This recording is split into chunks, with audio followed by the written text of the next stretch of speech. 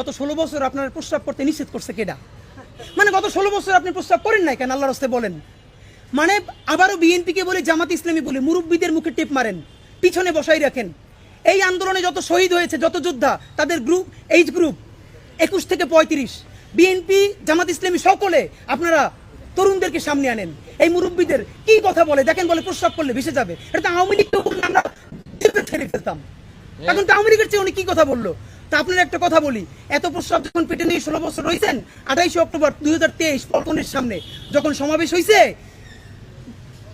Grenade মারতে পারে নাই, তার আগে বুড়া নেতৃবৃন্দ মুহুর্মুহু কইরে পালাইলেন। আমরা বিএনপির কর্মী না, তবু 1 ঘন্টা সেখানে স্টেজের সামনে দাঁড়াইছিলাম, কোন একজন মাঝারি মানের নেতাও আসে কিনা আমরা প্রতিরোধ গড়ে তুলবো। একজনও পারেন নাই।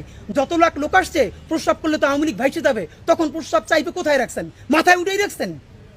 ফাইজলামি কথাবার্তা বলেন।